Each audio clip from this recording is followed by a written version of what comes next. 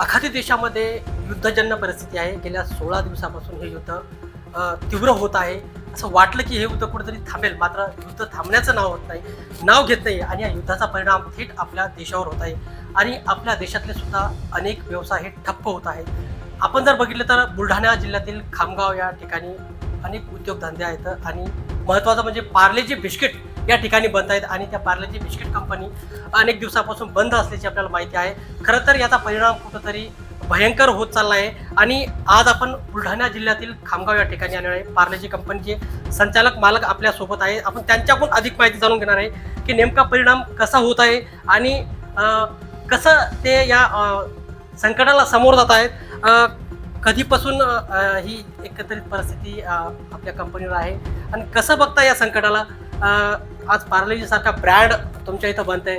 कुठंतरी पार्लेजी कंपनीला किंवा इथल्या जे ग्राहक असतील त्यांच्याकडून तुटवडा जाणवत येते का? तुम्हाला काय नुकसान होतं याचं? सर, माझी कंपनी जी आहे ते पार्लेसाठी बिस्किट उत्पादन करते. आमच्याकडे 2 लाईन आहे. एक लाईनवर आम्ही सुमारे 20 टन दररोज क्रीमचं बिस्किट उत्पादन करतो आणि पार्लेजीच्या लाईनवर 60 टन सुमारे बिस्किट दररोज उत्पादन होतो.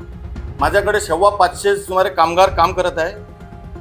युद्धाची परिस्थितीमुळे 11 तारखेपासून आम्हाला गॅसचा पाठपुरवठा बंद करण्यात आलेला आहे, ज्यामुळे माझा पार्लेजीचा जो ओव्हन आहे तो 11 तारखेपासून बंद आहे आणि क्रीमचा ओव्हन सुद्धा आज दुपारून बंद होऊन जाणार.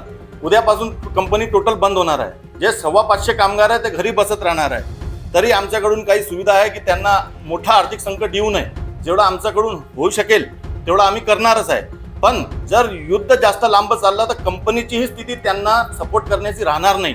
तरी या विषयावर सरकारकडून बी थोडासा विचार करावा आणि आम्हाला सुमारे 1 प्लांट चालण्याकरिता सुद्धा गॅस त्यांना पाठपुरावा करावा अशी आमची विनंती आहे. पार्लेजी कंपनी असेल किंवा सरकारकडे आपण या ठिकाणी टंचाई आहे, गॅसची टंचाई आहे किंवा कंपनी बंद आहे अशी मागणी केली किंवा त्यांना सुचवलं आहे? हो, कंपनीचे जे वरिष्ठ आहे त्यांच्याकडून वारंवार मेल वगैरे करून राहिले ते कंपनीत. कारण देशात पार्लेचे 140 युनिट आहे.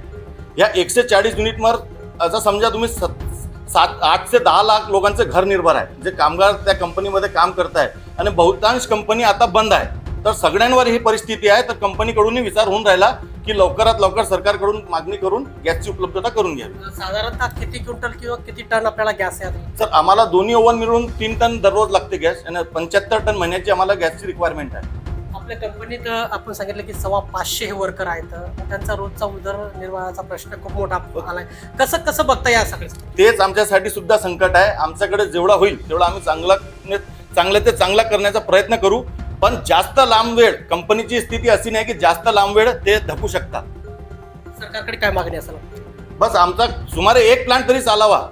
एवढी जरी गॅसचा सप्लाय एकदा सुरू झाला नंतर जी स्थिती राहील त्याला आपण फेस करू.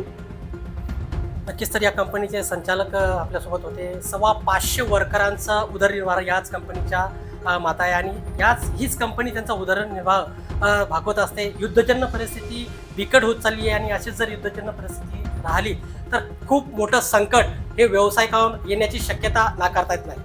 LS मराठी, देविदास कनपटे, बुलढाणा.